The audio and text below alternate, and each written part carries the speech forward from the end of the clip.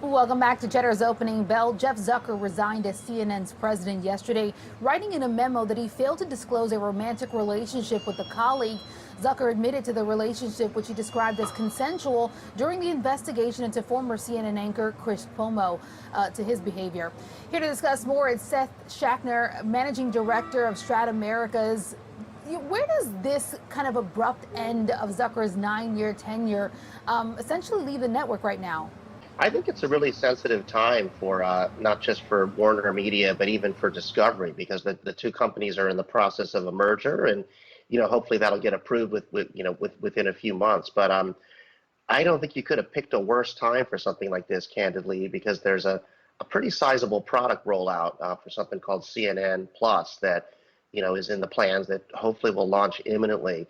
And my top level read on it, it's a very distinct new product that's coming out, and they're trying to really test the waters with it. And I think he's a super creative, super involved executive that's got a lot of experience reinvigorating brands. Well, he's done it with NBC and the Today Show, so it's a sensitive, tight spot for sure. I wonder, CNN's parent company noticed a moment ago, Warner Media is expected to obviously be acquired later this year by Discovery in really one of the nation's largest kind of media mergers.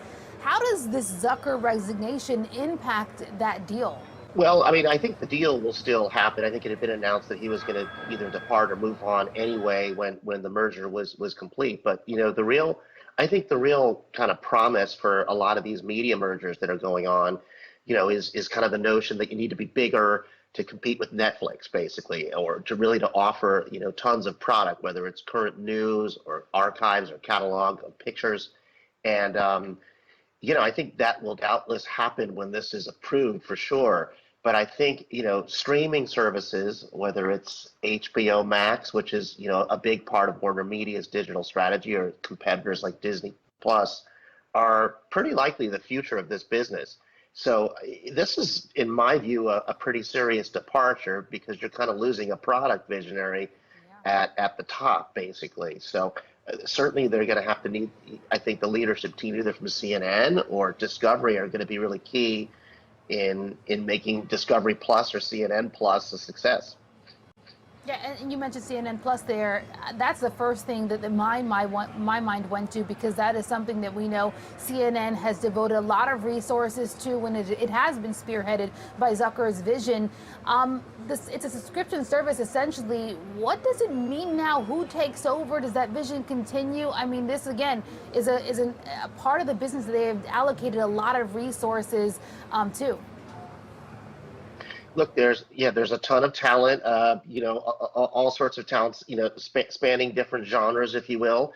It's a quirky kind of set of assets, as I see, that are coming together. It's not really news, and it's not really features. It's something that sort of sits in between.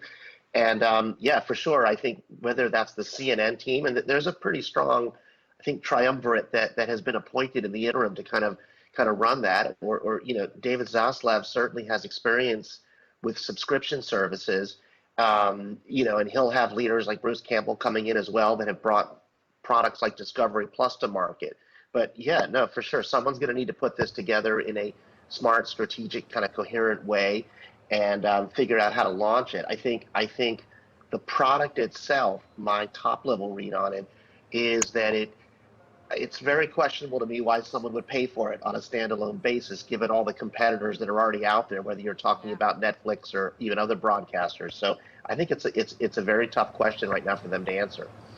Yeah, and to answer with kind of the person who was leading it, now no longer being that leader.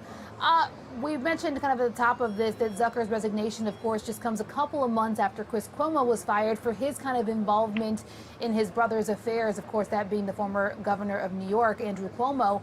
Are there any lessons that media companies can learn and other large corporations from kind of these two scandals at CNN?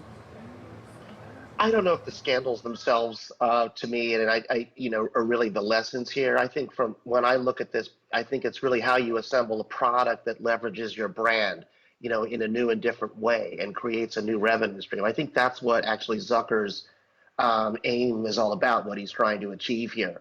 And I mean, quite candidly, I think if you're sort of tied to the legacy TV world, whether that's organizational structures or organizational politics, and I don't think that's unique to media, or whether that's old school cable operator type deals that some of these networks are perhaps tied to in some ways.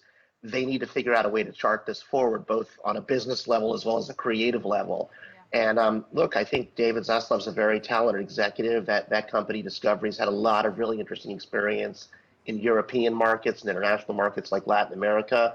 And I think perhaps some of those learnings, whether they bundle this with something like HBO Max or whether it really does stand alone on its own, I think they'll have to figure that out. So I'd probably tell you the lesson is kind of in front of us to see if it works or not.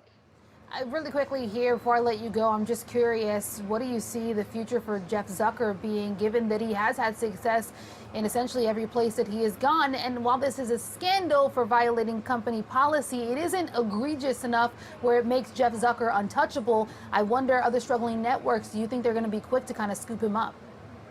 I think he's a certainly talented, attractive person, and I think there's so many of these broadcasting apps out there, whether they get consolidated or new combinations are figured out, or even bigger platforms that might want some form of news programming that are trying to expand based on, the competition that's out there would probably be interested. It's a very competitive space right now.